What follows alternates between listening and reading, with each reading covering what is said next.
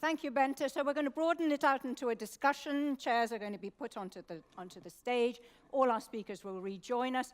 While that's going on, may I ask you how pessimistic or optimistic you are, dear audience, in terms of this just 1.5 degree increase in temperature world, which is so vital, as we heard from all our speakers. So, are you convinced? Are all these things going to pay off? The digitalization and the markets that we just heard about from Bente and consumers behaving in different ways. Will demand go down, as somebody pointed out? And we get to 1.5 degree increase? Yes? Hands up, please. Oh, not very many. 1, 2, 3. I mean, I can count the number on the fingers of one hand. That is very depressing. Maybe 2 hands. So the question was... Okay, so thank you very much, Nathan. So the other side of the question is, are you a pessimist about whether this 1.5 degree goal that we all hear is so pressing is going to be achieved? Yeah. The other side, actually, I think, not everyone put their hands up, but rather more than I can count on two hands, yeah. Okay, so that, dear panelists, sets the tone for the questions that are going to hit you. Please, speakers, do join us on the stage. Again. I shall in a sec. I shall in a minute.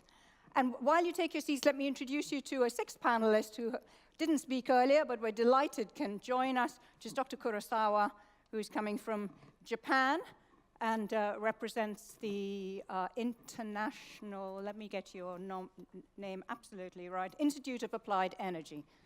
Make yourselves comfortable. And so who's going to start the questioning?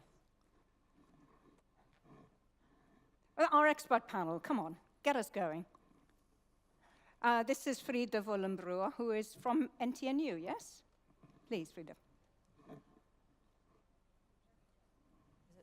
Is it on? Right.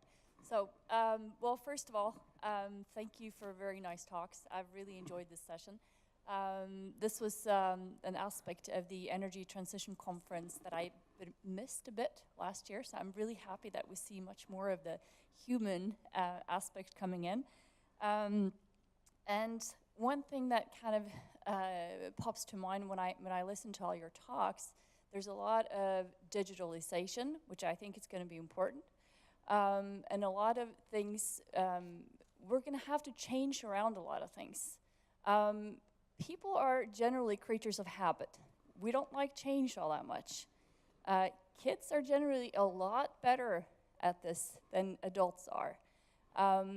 And Kristen, you were just onto the topic of education. Do we start education too late? Should we go in even, much earlier, talking to the kids in primary school about these things to kind of get a change?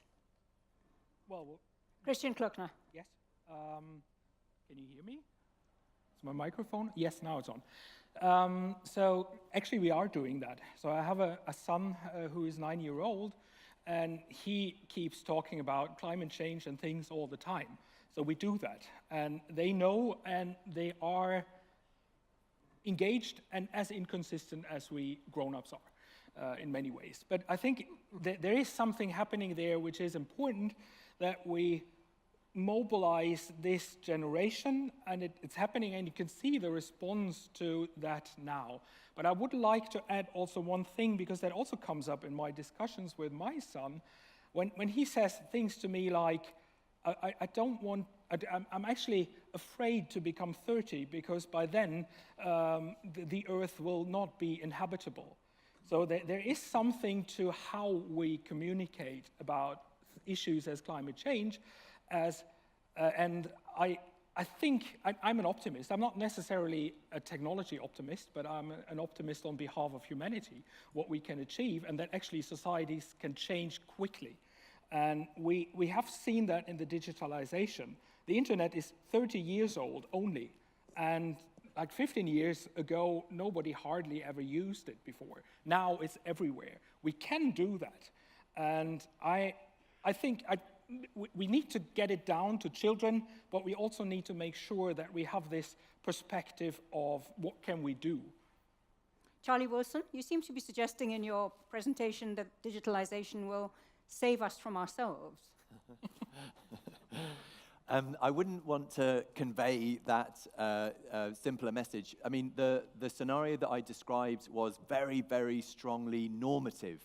In other words, it shows us what we would need to do if we want to get to, as Jay very persuasively said after lunch, this incredibly ambitious transformative target. So this is absolutely not a story I was arguing will happen, but it's a story that if we want to reach a 1.5 degree C goal, then that's the sort of trajectory we need to get on. And with respect to the questioners about habit, I mean, I agree. I think many realms of domestic life are characterized by habit and routine, very kind of embedded practices. But I also think there are historical examples, like what's happened with the internet, smartphones, etc., where when a useful service is appealing to us, when it offers convenience or flexibility or variety of choice or ease of use or versatility, then actually things can move very quickly in that particular domain. And so this is the real challenge for service providers, if you like, and tech developers, to come up with services for us as end users which are both appealing and low energy or low emission. Dr. Kurosawa, would you like to give us a Japanese perspective on how consumer behaviors are changing and citizens' behaviors are changing? Yes. We have some demonstration project of nudging. So we need very little information. What is a good manner of conserve the global environment? So, but we have additional experiment to do some payback. So we compare that.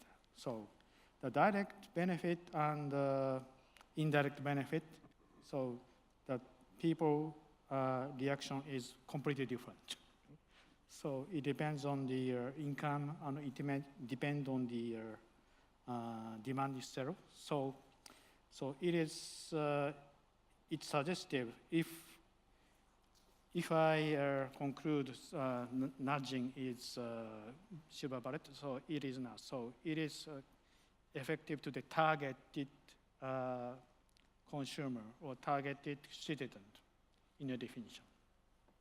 Okay, so let's have another question from our expert panel, and I think I see a sign up over here. So I'm going to read your name. Mariana Rico, who's also from NTNU. Go for it. Yes. As I read all the speeches of this panel, they are all about putting the social challenges as the starting point of the transition, not the end point. And they highlight the need to do large-scale social transformations. So what I would like to hear more about then is the role of policymakers in facilitating this kind of more transformative policies and perhaps also more transformative innovation policies. Could you say something more about that? Bente Hagen? Yeah, I can try to talk about what I see EU is doing to try to make sure that these policy goals that they have can be implemented, and they are a bureaucracy, but they really are doing good things, because they now have to make sure that all the member states do the right thing and reach their 2030 targets. They have to monitor and they have to report each nation what they are doing in detail. I think it's a 100 pages document how to do it. So this is the countries can use their own way to get there, but they need to report, and they really, so that is a way to implement these targets and get it done. So I think that's pretty impressive. Do you feel that the EU policymakers are doing enough to support the network transmission system? And Yeah, they support, they want us to build more, and they encourage us to do the right thing, and they push us to do it more speedy, and so they are pushing, yeah. Okay, Tiina Kuljonen. Yeah, I just wanted to comment.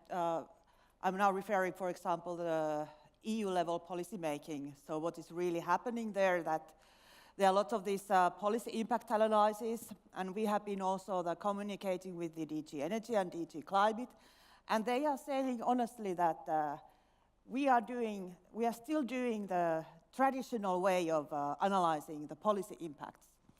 And there is a definitely need that when we are doing the policy impact analysis, the social dimensions has to be there.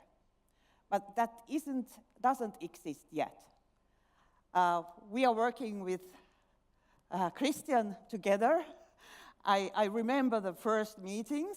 I'm an engineer, and we are talking with a psychologist. We started our discussion that what we understand about data. So data, that's a normal thing for me, but we realized that we are communicating totally differently. We are not totally, but the first years has been more like learning from each other to understand. But I think this is a good opportunity that we really go forward. But what has been done in the national level, we are still too traditional when we are looking at policies and policy impacts, and new generation of analysis really has to be there. So what do you want to hear that's not going on at the moment? What's missing? Well, first of all, when we are doing quantitative analysis, we need a lot of data. And that kind of data doesn't exist too much. We are getting there, things are getting better, and then we are lacking analysis methods. I was happy to hear about lead. That is a good example. We can start from the storytelling, quantify behavior, but we don't know too much ready at the moment, that how to really integrate that kind of assessments, that we are really understanding the impacts of behavior. That relates to the challenges, but also the opportunities. How to really quantify this kind of movements, what the young people are doing. What kind of numbers we have to put there when we are doing the scenario assessments. Asami Miketa, can you give us a perspective, non-European Union perspective, on what governments and policymakers are doing to try and move us in the right direction? Yeah, sure. So about the policymaker's role, let me just start with the beauty of digitalization. So the beauty of digitalization is that it brings comfort, convenience, and efficiency. So I see that this is not the choice, but it's just the way that we are moving to. And it's important that we allow the innovation to be flourish. And when the convenience service, as Shari mentioned, when convenience service appear, people just change behavior very quickly. I'm from Japan, and we are very quick in adapting behavior when there's new technology that is coming. Maybe it's a little bit less in Europe, but I think people are really drawn by the convenience. So that's very important. So it's really important that the law of the government is really to make sure that these innovation can be flourished. And last year we organized an event, large event, which is called Innovation Week, where we invited many innovation stakeholders. And everyone was saying that we don't really need policy support. We don't need subsidy. What we need is really the proper regulation that allows us to do business. So that's, I think, is very important. And other issue is that many business owners discuss the importance of the clarity for the long-term energy policy. So particularly in the context of developing countries where the government is actually very strongly steering the direction of the the development of energy system, it's very important for the business people to know which direction the government is going to go, so that it can really give the clear signal to the investment. Thanks very much, Asami. I think Tina said at the beginning in her presentation that decarbonizing energy is relatively easy. I thought, oh, really? Okay, great. But decarbonizing transport, decarbonizing food, really not easy. Well, we're lucky to have with us transport guru, who sits on the IPCC for this, on this particular area. So do you want to give us your comments or put a question around that? I think I would like to go a bit into some of the aspects of digitalization and transport, which I think has been brought up by Charlie and also Christian touched upon. I think the aspect of mobility as a service is quite interesting. Has been brought forward as a way of, obviously, a transformation of how we think about transport, and also as a key enabler to reduce emissions. Now, on the latter aspect, I think there's a bit of a, the jury is still a bit out. Clearly, on one side, the mobility as a service concept could be seen as a key enabler to modal shifts and thereby reducing emissions. On the other side, we could also see a rebound effect as it increases the availability to transport services and thereby increasing the transport demand. And I think it would be interesting to hear from Christian and Charlie their thoughts on this and how it would balance. I think the key thing is to ensure that we don't embark on a road where we are not quite sure whether this would actually be a key mitigating effort and whether we should be going in other directions. So if you could give us your thoughts on this, it would be great. Would you like to start? So there's sort of the two parts to it about the opportunity for mobility as a service and shared mobility, I think by extension to be emission reduction, and then the part about rebound. So with respect to the ability for new mobility services to be emission reducing, I actually link this to a response about policymakers, in that there are many services of which they are examples appearing in the market. And I think policymakers have a role in helping direct those services towards low energy or low emission outcomes. So as a simple example, a shared mobility provider may need access to public infrastructure in a city, negotiate access with the municipal authorities, and there are some examples in the US that I'm aware of where, as a quid pro quo, the public authorities have essentially said, we'll give you preferential access if you can increase occupancy rates in vehicles, or you make data available so we can understand traffic and movement flows better, and so on. So it's a great example of a policy or a regulator not defining what goods and services are available, but in shaping or sculpting them towards low energy outcomes. The point about rebound, so rebound is this idea that if the cost of an energy service falls, then our demand or consumption for that energy service will rise. This is a kind of a perennial issue in energy demand and energy efficiency related research, and certainly needs to be taken seriously. Empirically, rebound will offset some of the gains from efficiency, but certainly not all of the gains. Rebound is also something that generally increases welfare or well-being, if you like. That's why it happens. In some areas, and I think transport in cities in Western countries, there's evidence of demand saturation at a service level, so it's not, the problem's not quite as bad as we may think. And also in our analysis, in our scenario analysis, we actually sensitized our demand projections, and we allowed for them to rise by up to 50% to sort of capture this idea of rebound. And we could still meet our scenario objective of 1.5 degrees with no CCS. So we're sort of confident that although rebound might erode some of the energy gains from this sort of the pathways we're talking about, not all, and it doesn't make the sort of solutions we're discussing not viable.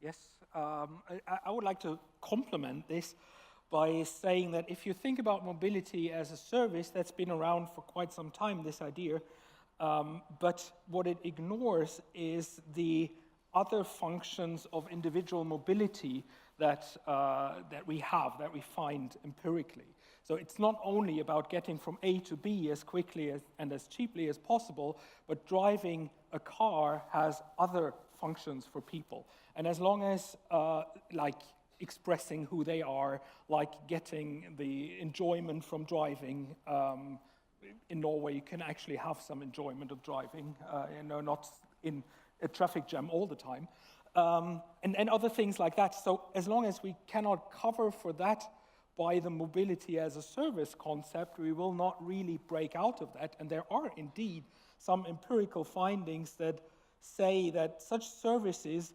recruit to a relatively large degree from people that don't have cars in the first place.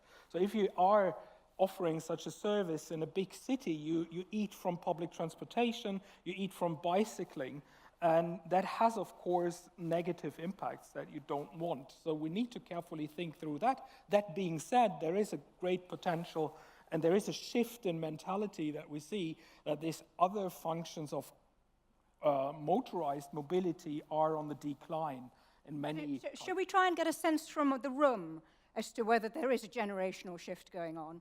So people like you and me, of our generation, there's a kind of sense of driving as a liberator. It helps you to be a better, bigger person, self-actualization. But neither of my kids drives, 18 and 20. And we've got loads of students over here. So this is a question just to the students. Yeah? Do you drive? Yes? How many maybe we should, how many students here do drive? Because there are lots of no's over here. Ooh, not that many. Ooh. Why? I mean, will you get round to it? I mean, does somebody want to answer? You said no. Why don't you tell us why you don't drive? Hello? I don't drive because I live quite near the school, and I paid a bit more than last time,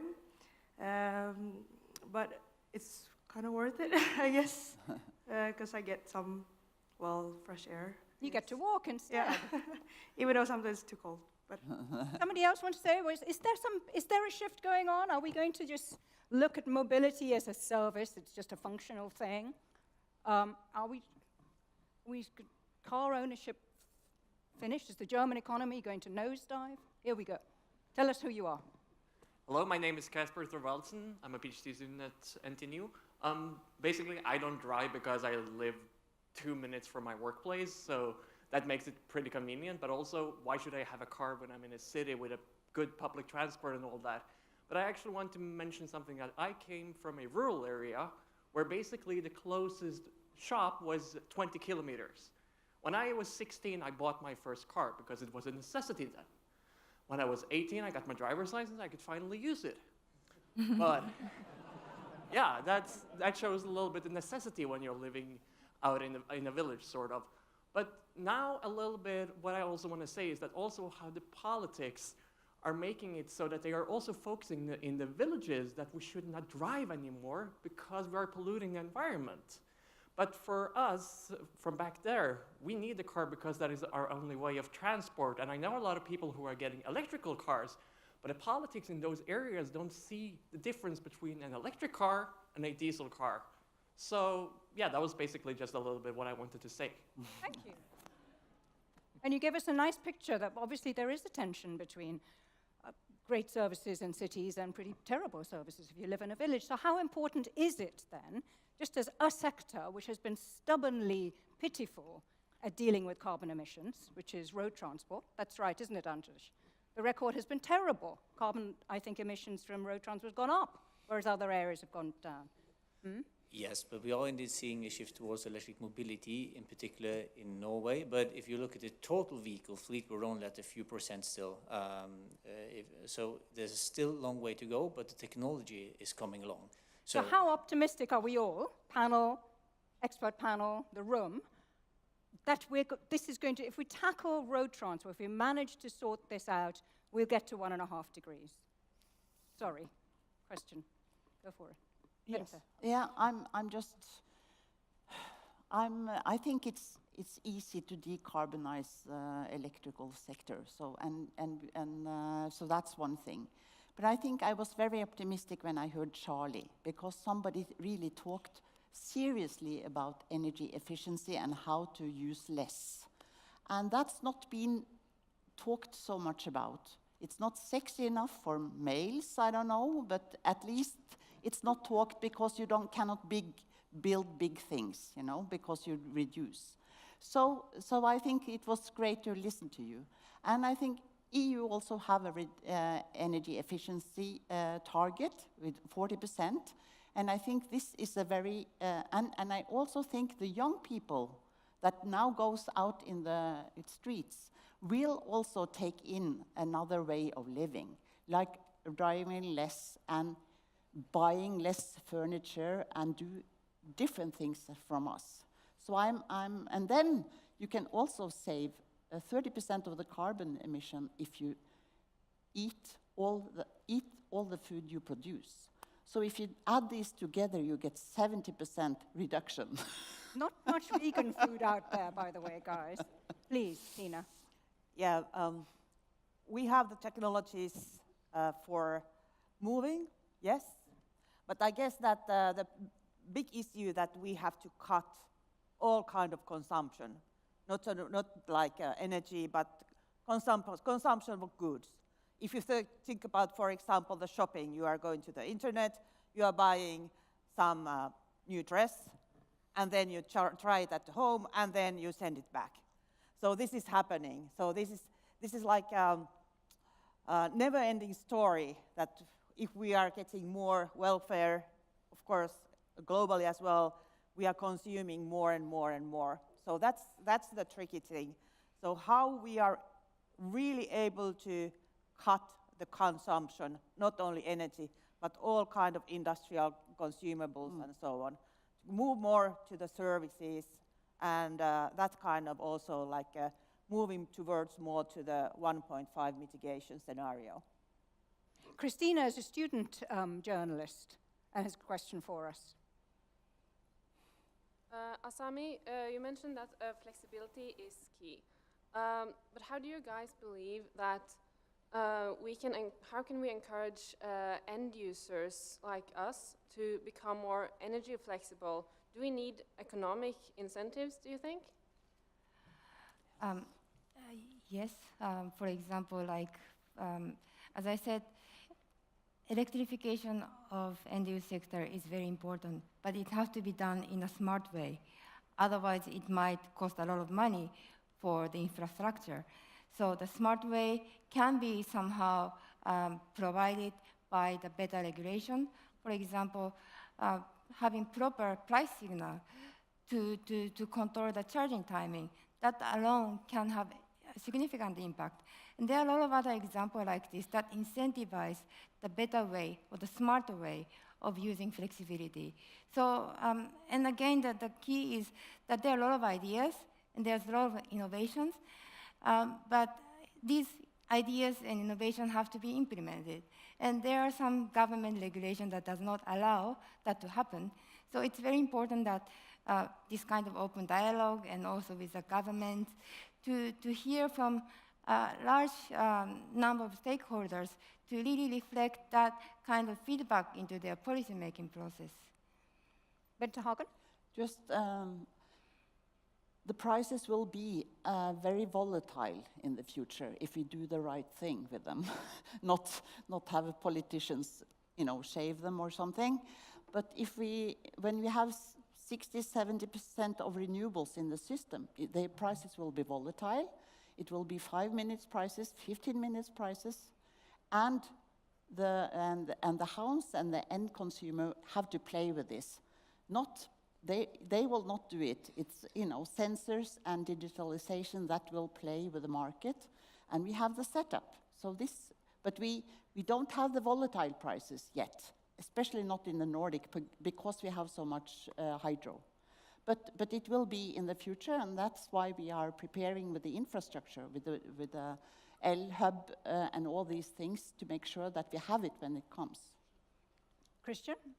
Yes, well, I don't believe that price signals alone will be enough to realize that flexibility on the consumer side, because we are willing to pay quite a lot of money for our personal comfort.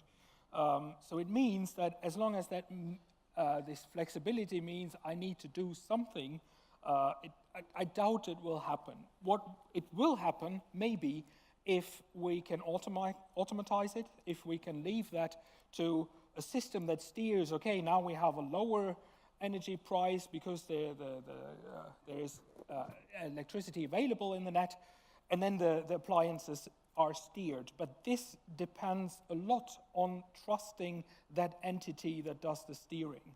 So in times of like Facebook and Google steering our lives, there is a growing concern to let an electricity provider or a net provider steer appliances in your house. And we need to solve that issue so that the customer can trust the machine and the algorithms behind and the market behind to be on her side. Otherwise, I don't think it will really happen. But if you have a new entity that comes in to provide this kind of service, which does not have a bad reputation, and you are opting into it, then surely this kind of service will become the norm, no? It may be, yes. There's the potential. Okay, here's another question for you. Hello, everybody. My name is Jean Lee, and I work in the municipality of Trondheim as climate advisor. I have actually two questions. One is, can you give us some concrete example about disruptive communication? Because we have just launched a climate communication campaign in the city, which is called Litt smartere, a little bit smarter, and that's probably not enough. Another thing is we are soon going to have an election in Norway, a local election. So do we need disruptive innovation in the political system to allow disruptive intervention? Thank you. Thank you. So Dr. Kurosawa, can I ask you to speak to the first bit of the question, which is about communication? So it is a very tough question. So maybe disruptive, it has a lot of meaning. So maybe social media and other non-traditional communication style could help, but it could be dangerous too, because miscommunication leads another side effect. So in Japanese case, so recently the media also catches the network media itself, so it will expand the negative information itself, so please don't believe that. So disruptive communication is a direct communication, other media communication, so it's kind of a mixture thing, so maybe I don't have a concrete answer now. So who would like to speak to that question about communication, yeah, or the disruptive side? Well, since I was launching that, I could at least tell you what we are thinking about at the moment. And interestingly, it is a project we're working on at the moment with Trondheim municipality on developing such disruptive elements in public spaces. So what we call the project Nature in Your Face, and that is basically what it is. And what it tries to achieve is getting out of your daily routines by being confronted with appearances of natures or representations of nature in urban spaces. I give you an example. There is a bridge here in town, Sluppenbru, which is about to be transferred from a car bridge to a bicycle bridge. And what we are working on is creating a video installation for this bridge where at some points it's visually flooded and where animals, just fish and other animals, cross the bridge while you are bicycling there. So that is an example of like an art-based disruptive communication. I would also count as disruptive communications. I said it before, what Greta does is disruptive communication, saying things to politicians that you usually wouldn't say. And the third way of disruptive communication or strategies would be what I will be looking for more and more in the political system is to have brave people there saying that, well, this is an issue we have to solve and it's so important that I don't care if I'm re-elected. It's quite entertaining to see debates in the British Parliament at the moment. There was a guy saying that I have to talk to my voters and I have to tell them what Brexit means, and if I'm not elected afterwards, well, then be it. And I think we need more of such people all around our society saying that this is such an important topic that I don't care if I'm elected or if I get the next research project funded as a scientist. I don't care if I create career suicide, huh? But what about disruptive entrants? We keep hearing about the electricity market is going to grow. Yes? This is a growing market. It's cannibalizing all these other sectors. Surely a market like that, therefore, is a plum for disruptive entrants, new entrants to come in. Are we going to see that? Is that what's going to deliver us to a 1.5 degree rosy scenario? Somebody? Anybody? Oh, is it going to be the same old incumbents doing all this and taking us to the new future? Charlie? Well, maybe one comment on this, and this also relates back to the question earlier about policy. I mean, over time, regulatory environments tend to align with the interests and practices of the incumbents. And this has certainly happened in the electricity system over the last century and into this century.